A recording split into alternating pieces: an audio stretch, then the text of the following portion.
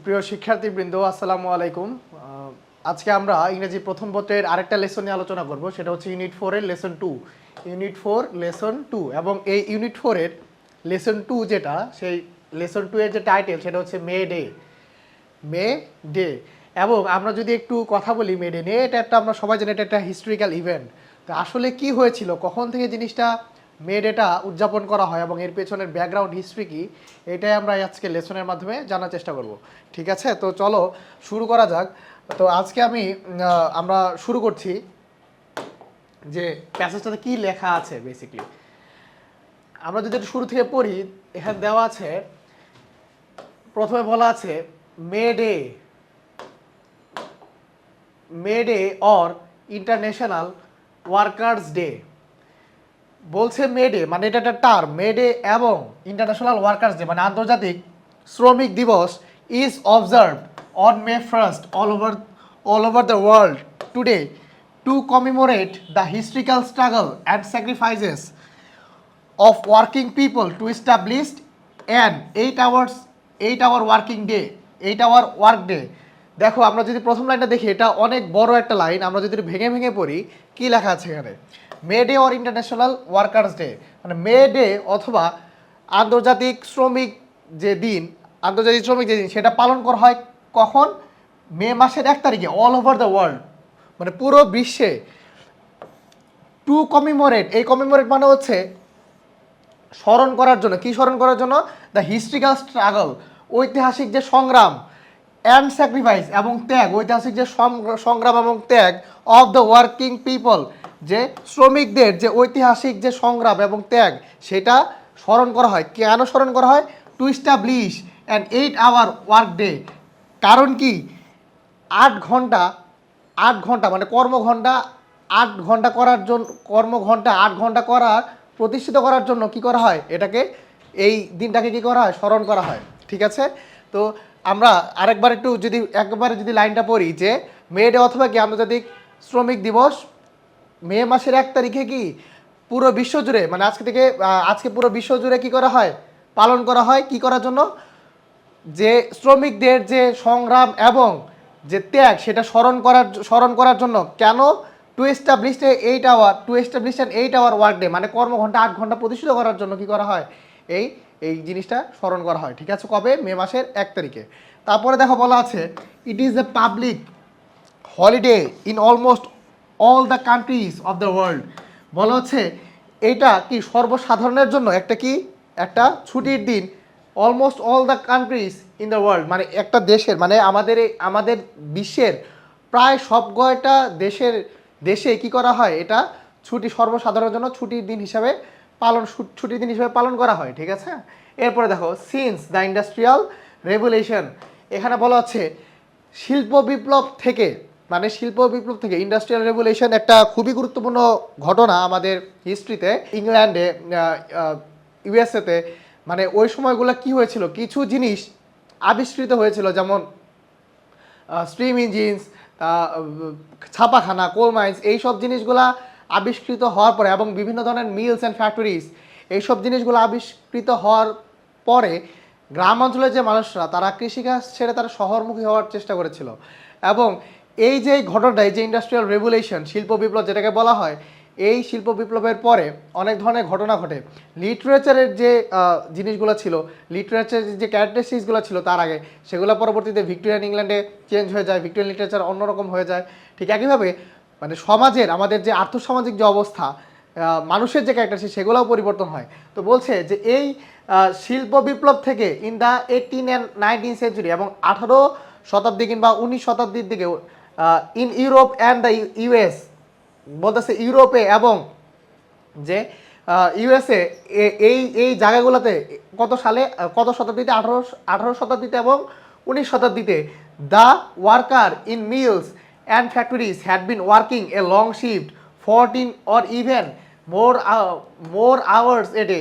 মানে বলছে সেই 18 এবং 19 শতকের দিকে, যে শিল্প বিপ্লবের সময় থেকে, কোথায়, ইউরোপে, এবং এই সময়গুলো থেকে, ইউরোপ আমেরিকার এই সময়গুলো থেকে কি করা হতো, যে ওয়ার্কার যারা কি বিভিন্ন কল কারখানায় কাজ করতো, তাদের কি একটা লং শিফট, মানে দীর্ঘ কর্ম ঘন্টা তাদের কাজ করতে হতো। এইটা কোনো কোনো ক্ষেত্রে 14 ঘন্টা এবং কি তার থেকেও বেশি একদিনে, মানে একটা 24 ঘন্টা একটা দিনে তাদের কি কর্মঘণ্টা ছিল অনেক বেশি, অনেক দীর্ঘ। এটা কিছু কিছু ক্ষেত্রে 14 ঘন্টা এবং কি তারও বেশি। ঠিক আছে। আচ্ছা, এরপরে আমরা যদি দেখি কি বলা আছে, বলছে অন মে 1 ইন 1886, বলছে কি 1886 খ্রিস্টাব্দের যে প্রথম মে মাসের যে 1 তারিখ, ওই সময় কি ঘটেছিল, ইন্সপায়ার্ড বাই ট্রেড ইউনিয়ন্সের দ্বারা অনুপ্রাণিত হয়ে, মানে বিভিন্ন যে শ্রমিকদের যে সংগঠন থাকে অনুপ্রাণিত হয়ে কি হয়েছিল, হাফ অফ দ্য ওয়ার্কার্স, মানে বলছে যে হাফ অফ দ্য ওয়ার্কার্স মানে কি কিছু সংখ্যক, মানে অর্ধেক শ্রমিকরা তারা কি করেছিল, তারা at the McCormick harvesting machine company, মানে বলছে এটা একটা কোম্পানির নাম, যে কোন কোম্পানির অর্ধেক সংখ্যক শ্রমিক, ম্যাককর্মিক হারভেস্টিং মেশিন কোম্পানির ইন শিকাগো, মানে শিকাগোতে অবস্থিত ম্যাককর্মিক হারভেস্টিং মেশিন কোম্পানির অর্ধেক সংখ্যক শ্রমিক তারা কি করেছিল, ওয়েন্ট অন স্ট্রাইক, তারা ধর্মঘটে চলে গিয়েছিল, আন্দোলনের দিকে চলে গিয়েছিল, ধাবিত হয়েছিল। কেন?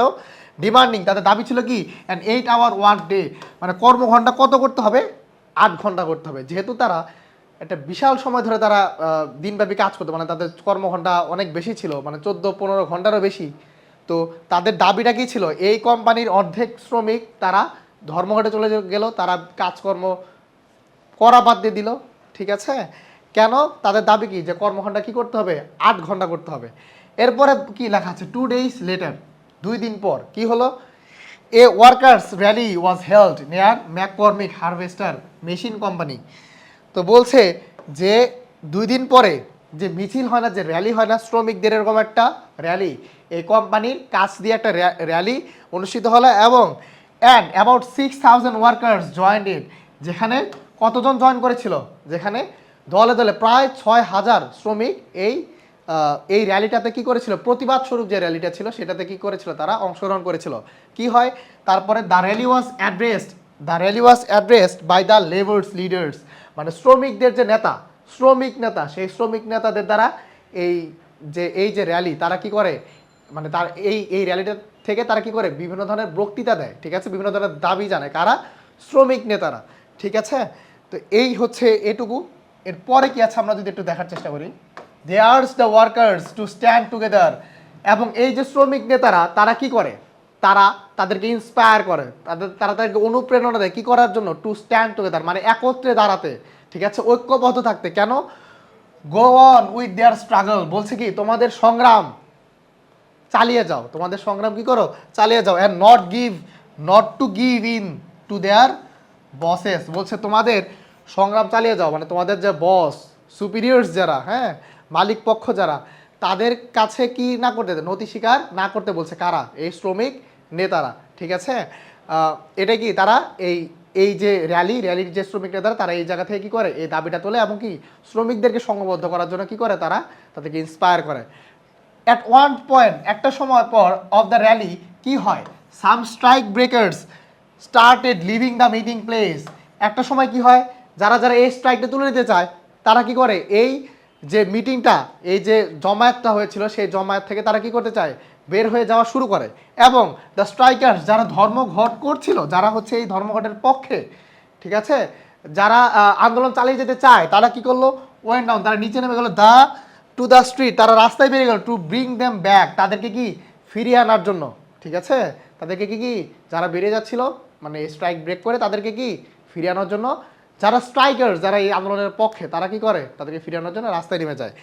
তারপরে কি হয়, সাডেনলি হঠাৎ করে অ্যাবাউট 200 পুলিশম্যান, মানে বলছে কিছু এই সময় মানে 200 পুলিশ কি করে, তারা attacked them with clubs and রিভলভার্স, পুলিশের যে লাঠি, সেই লাঠি দ্বারা এবং রিভলভার্স, বন্দুক দ্বারা তারা কি করে, তাদেরকে আক্রমণ করে। ঠিক আছে, রিভলভারের দ্বারা।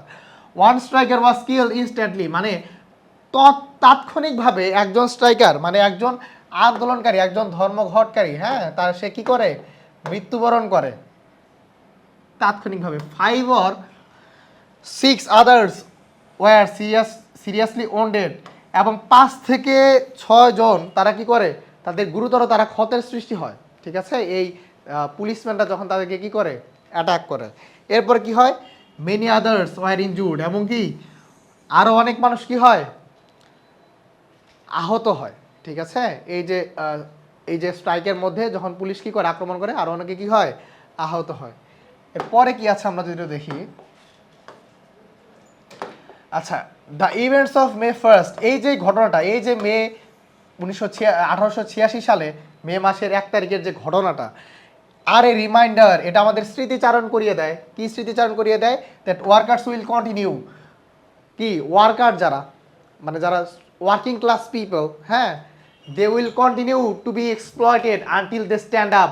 বলছে তারা এই এক্সপ্লয়েটেড, তারা শোষিত হবে, ওই দিন পর্যন্ত তারা শোষিত হতে থাকবে যতক্ষণ না পর্যন্ত দে স্ট্যান্ড আপ, তারা কি দাঁড়াবে, রুখে দাঁড়াবে কিসের, এবং তারা বলবে কিসের বিরুদ্ধে, তারা তারা কথা বলবে, দাবি জানাবে, to gain better working condition, মানে কি তাদের কর্ম পরিবেশ, যাতে তারা মানে ভালো কর্ম পরিবেশ অর্জন করার জন্য যখন তারা কথা বলবে, এবং বেটার পে, যখন কি ভালো বেতন, ভালো পারিশ্রমিক, এবং কি বেটার লাইফ, এবং কি ভালো জীবন ধারার জন্য যতদিন না পর্যন্ত তারা কি করবে, একত্রে দাঁড়াবে, রুখে দাঁড়াবে, এবং কি তারা তাদের মানে আওয়াজ না তুলবে, ততদিন পর্যন্ত তারা কি হবে, এই শ্রমিকরা কি হবে, শোষিত হতে থাকবে।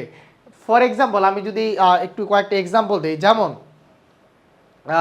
এই যে চা শ্রমিক, তাদের পার ডে যে ধরনের যে টাকা তারা পারিশ্রমিক পায়, বাট এই স্টাগুলো, এই এই এই চা শ্রমিকের যে এই এই এই যে চা যেটা আমরা পান করি বিভিন্ন রেস্টুরেন্টে কিংবা বিভিন্ন জায়গায়, সেগুলোর দাম কিন্তু অনেক বেশি, কিন্তু চা শ্রমিক কিন্তু তার ন্যায্য পাওনা পাচ্ছে না। ঠিক একইভাবে যে কোনো শু কিংবা কোনো ব্র্যান্ডের জামা কাপড়, এগুলা মার্কেটে যত টাকা সেল হচ্ছে তার শ্রমিক কিন্তু পাচ্ছে না।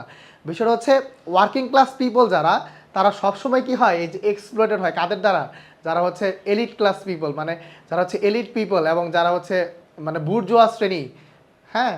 তো এটা চলছে এবং চলতেই থাকবে যতদিন না পর্যন্ত কি হবে, এই ওয়ার্কিং ক্লাস পিপল যারা, তারা একত্রে না দাঁড়িয়ে, মানে তারা একত্রে তারা কথা না বলবে, রুখে না দাঁড়াবে, কিসের বিরুদ্ধে, ওই বুর্জোয়া শ্রেণীর বিরুদ্ধে। এবং কি এখানে তো বলেই দিয়েছে যে যতদিন পর্যন্ত তারা না দাঁড়াবে ততদিন পর্যন্ত তাদের বেটার লাইফ, বেটার পে, এবং কি বেটার ওয়ার্কিং কন্ডিশন, এগুলা পাওয়া সম্ভব নয়।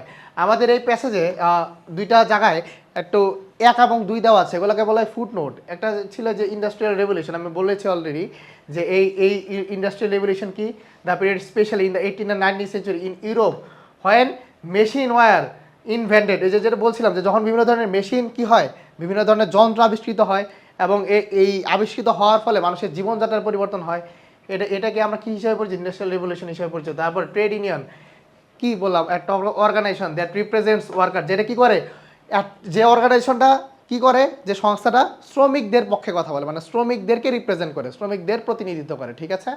এই হচ্ছে আমাদের প্যাসেজ, একটা হিস্ট্রিক্যাল প্যাসেজ। এবং আমরা যদি দেখি যে এখানে কিছু প্রশ্ন আছে, আমি সবসময় বলার চেষ্টা করি যে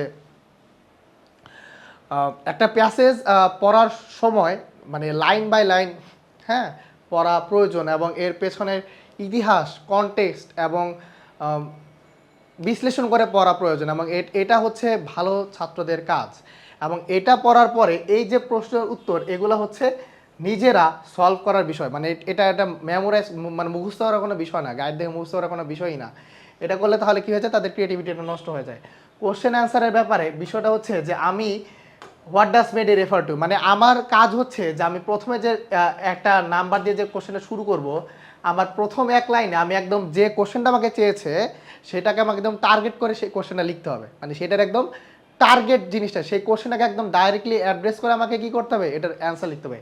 তারপরে আমি একটা প্যারা করে কি করতে পারি, একটু বিশ্লেষণ করতে পারি। এভাবে আমরা একটা ভালো প্রশ্নের উত্তর লিখতে পারি, সেটা 3 লাইন হতে পারে, বড় জোর 4 লাইন হতে পারে, ঠিক আছে। ঠিক একইভাবে how long did the workers have to work in a day before the May first strike, মানে যে যেভাবে আমরা প্যাসেজে পড়েই আসছি যে কত ঘন্টা, মানে একটা দীর্ঘ কর্মঘণ্টা ছিল, 14 ঘন্টা এবং 15 ঘন্টা, তারও বেশি সময়। তো এটা আমরা কি একদম শুরুতে 1 লাইন লিখে হয়তোবা, মানে একদম শুরুতে এটার আনসারটাকে অ্যাড্রেস করে তারপর আমরা হয়তোবা একটু ব্যাখ্যা করতে পারি, ঠিক আছে, একটু কনটেক্সট অনুযায়ী। হোয়াই ডিড ওয়ার্কার্স ইন সীসা, তারপরে যে তারা ধর্মঘটে কেন গেল, তারা আসলে এই যে তাদের ডিমান্ডটা কি ছিল, এই যে আমরা হোয়াইয়ের আনসারটা আমরা এক লাইনে শুরুতে দিয়ে দিব, তারপর আমরা কি করবো একটু ব্যাখ্যা করার চেষ্টা করবো নিজের ভাষায়। প্যাসেজ থেকে কপি করলে কিন্তু মার্ক কমে যাবে, ঠিক আছে? মানে এটা তোমাকে তোমার নিজের ওন ল্যাঙ্গুয়েজ ইউজ করে তারপরে মানে এই কোশ্চেনগুলোর অ্যান্সার করার চেষ্টা করতে হবে। এই জায়গাতে এই যে এটা সাবজেক্টিভ রাইটিং লিখতে হবে, এই জিনিসগুলো কিন্তু আমাকে অবজেক্টিভ রাইটিং লিখতে হবে। মানে এখানে আমি কি চাই, আমি কি ভাবি, এটা করা যাবে না। যেটা ধরা হয় অবজেক্টিভলি তোমাকে লিখতে হবে। বাট এই জায়গাতে what do you learn from the event of May 1, 1886, এটা আমাকে বলছে নিজের মতামত দেওয়ার জন্য। তো তুমি এটাকে সাবজেক্টিভ রাইটিংয়ে লিখতে পারো, যেমন মানে হোয়াট আই লার্ন এইটা, আমি এইটা জিনিস শিখেছি, আমি এইটা শিখেছি, আমি কি কি শিখেছি। ধরো প্রথম একটা লাইনে আমি কয়েকটা পয়েন্ট লিখলাম, তারপরে আমি কি করলাম, দ্বিতীয় যে প্যারাটা আছে সেখানে আমি কি করলাম, এটা বিশ্লেষণ করলাম, ঠিক আছে? যে এই এই মেডের যে ইভেন্টটা, সেটা থেকে আমরা কি শিখলাম, কি যে শোষিত শ্রেণী যারা, তারা আজীবন শোষিত হয়ে যাচ্ছে, এবং যারা বুর্জোয়া শ্রেণী, যারা এলিট পিপল, তারা কি করে যাচ্ছে, সারা জীবন শোষণই করে যাচ্ছে।